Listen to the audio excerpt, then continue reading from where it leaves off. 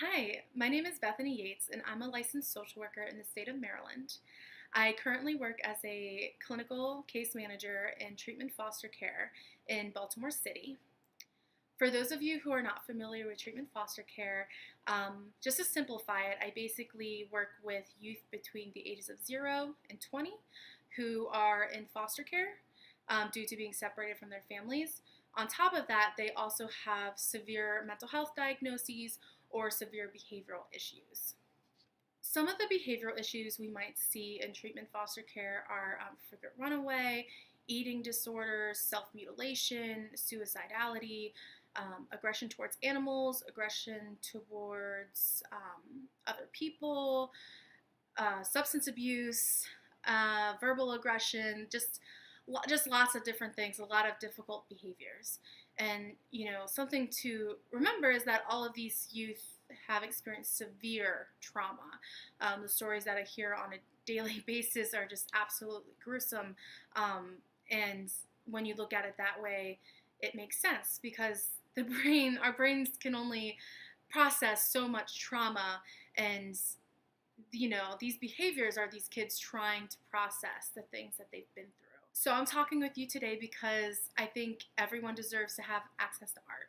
Art is healing. Art is a way of self-expression. Art is a way of communicating not only with yourself but with others, no matter the form. And I'm lucky. I've struggled with mental health for the majority of my life, and having a pretty traumatic childhood, and I had art. I had access to it. And so I've been writing poetry since I was a young teenager. I've been painting, doing interior design, fashion, all of these things that helped me and made me the person who I am today.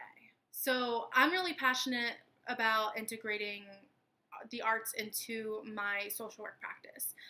So that means I'm constantly giving my kids coloring books, paper, crowns, pens, colored pencils, watercolors, all these different types of sketch pads and watercolor pads, canvas, acrylic paint, poetry books, story prompt books, just you name it, I'm giving it to them.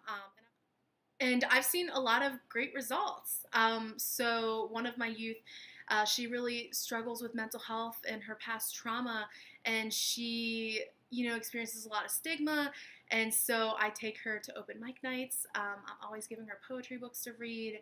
I read her poetry at every home visit, and I've just seen the growth in her, not only with her being more insightful about herself, but in accepting herself for who she is, and wanting to recover because that stigma is being diminished.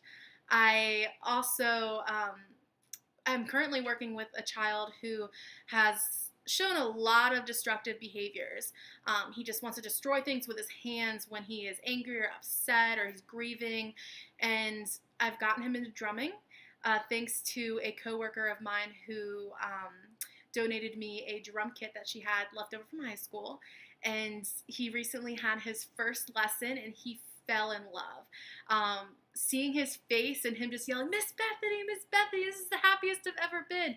It was just, I knew I was doing the right thing. And that's the thing about art and working with these kids and introducing them to new things is you never know what's going to put them on the right path. You never know what's going to make them feel good about themselves, what's going to just change their life for the better.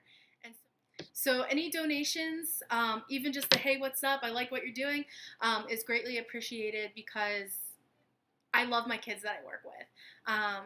Being a foster care social worker was a life calling for me. I love art. Integrating them is the best, but not only for me, for them.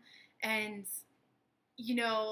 it's easy to picture what these kids might be like when I say that they're, they might destroy things or, are aggressive towards others and stuff. But there's a side of these kids that you guys don't know, and that's that they have so much potential and they're so smart and inquisitive and creative and hilarious. And I'm lucky and privileged to work with them, and I want to nurture that potential that they have, and hopefully you can help me do that.